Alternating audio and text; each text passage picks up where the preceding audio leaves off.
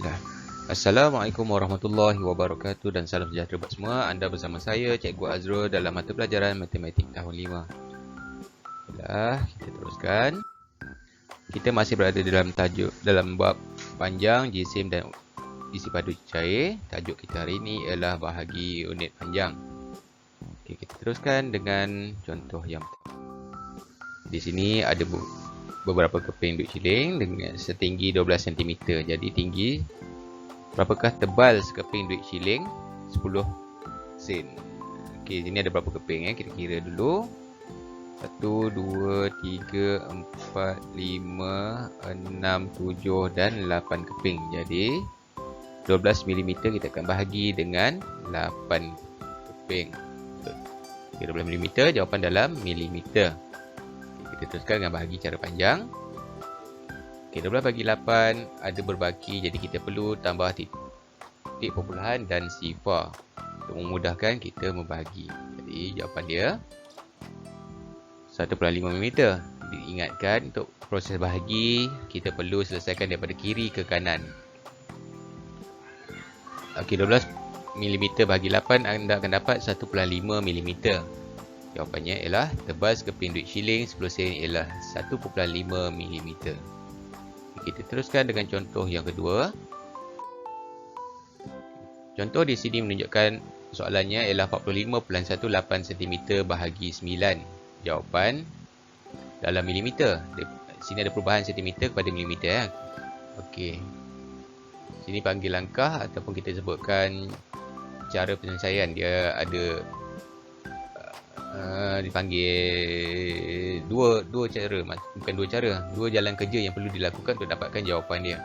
Okey, jadi kita perlu bahagi dulu 45.18 cm bahagi dengan 9. Diselesaikan daripada kiri ke kanan, anda akan dapat 5.2 cm.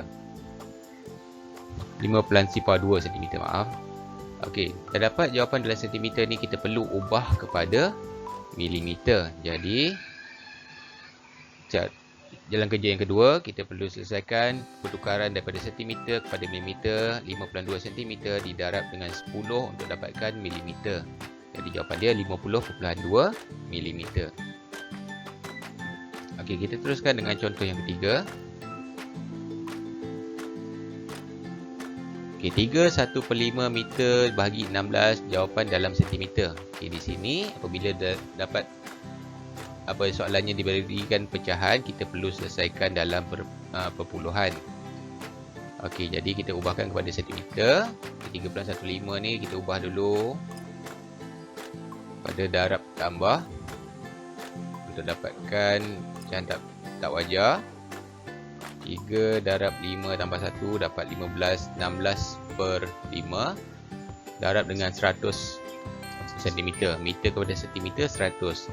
Jadi diselesaikan 100 bagi 5 dapat 20 dan 16. Jadi 20 dikali dengan 16 ni kita selesaikan dapat 320 cm. Okey, tak selesai lagi jalan kerja yang perlu kita lakukan. Kita perlu bahagi pula dengan 16. Ataupun langkah 2 dipanggil di sini lembu teks ya. Okey, 320 bahagi dengan 16, anda akan dapat 20 cm. Jawapan akhirnya ialah 20 cm. Baiklah, kita teruskan dengan contoh yang seterusnya. Baiklah, kita teruskan dengan contoh yang keempat. Di sini perhatikan gambar rajah. Okey, di sini ada pekerja ini menyatakan kami mengambil masa selama 10 jam untuk menurap jalan sepanjang 2/1/4 km. Okey, soalannya sini kira jarak jalan dalam meter. Perubahan daripada kilometer kepada meter. Buatkan warna hijau. Yang diturap dalam masa 1 jam. Perubahan dia daripada 10 jam nak dapatkan 1 jam. Okey, kita tengok balik pada ceritanya. Kami mengambil masa selama 10 jam untuk menurap jalan sepanjang 2/1/4 meter. Jadi 2/1/4 km ni bahagi dengan 10. Okay, kita tulis ayat matematik dia. 2/1/4 km bahagi dengan 10. Jawapan dalam meter. Okey, kita buat jalan penyelesaian. 2/1/4 km bahagi dengan 10 ini kita perlu ubah pada pecahan tak wajar. 4 darab 2 tambah 1. km bahagi dengan 10. Jadi 9/4 km bahagi dengan 10. Okey, dalam sini kita boleh selesaikan dah. Kilometer nak jadikan meter. Okey, 9/4, 9 bahagi dengan 4 akan dapat 2.25. Okey, sama dengan 2.25 kilometer. Okey, kita perlu dapatkan meter, jadi darab dengan 1000. 2.25 darab dengan 1000 meter. Okey, di sini apabila kita boleh congak ataupun darab macam terus, memandangkan 1000 ni ada 3 sifar, 1, 2, 3. Bermula daripada kanan, kita boleh ubah titik perpuluhan 3, 4, 1, 2, 3. Maksudnya tak cukup lagi satu nombor, kita letakkan satu nombor lagi. Okey, jadi jawapan dia akan jadi 2250 meter bahagi dengan 10. Okey, seperti berikut. 2250 meter bahagi dengan 10. Jadi di sini kita boleh potong sifar pada 10, satu sifar ni, dan sifar pada 2250. Yang tinggal jawapan adalah 2225 meter. Okey, jadi jawapan bagi soalan 2, 1/4 km bahagi dengan 10 bersamaan 225 meter. Okay, jarak jalan yang diturap dalam masa 1 jam ialah 225 meter. Okay, kita teruskan dengan contoh yang kelima. Okey, 238.9 km bahagi dengan 100 sama dengan berapa meter? Okey. Di sini kita boleh tukarkan. Okey, maaf. Di sini kita boleh bahagikan terus melalui perubahan titik perpuluhan. 100 ada 2 sifar, 1, 2. Bila bahagi kita akan gerak dari kanan ke kiri, 1, 2. Jadi jawapan dia 2.39 km. Okey, kita perlu bahagi pada 1000 pula untuk dapat perlu darab dengan 1000 untuk dapatkan meter. Okey, 2.39 darab dengan 1000 dapat berapa meter? Di sini ada 3 sifar untuk 1000, 1, 2, 3. Jadi kita boleh ubah titik perpuluhan 3 titik perpuluhan ke kanan. Okey, apabila bahagi kita ke kiri, apabila darab kita ke kanan. Jadi jawapan dia 2389 meter. Okey, baiklah, kita teruskan dengan contoh yang ke-6. Soalannya di sini 30 meter 72 cm bahagi dengan 1000, jawapan dalam cm. Okey, kita perlu ubah 30 meter 70 cm dulu kepada cm untuk memudahkan bahagi dengan 1000. Okey, jadi 30 meter di sini nak dapatkan cm, 30 darab dengan 100.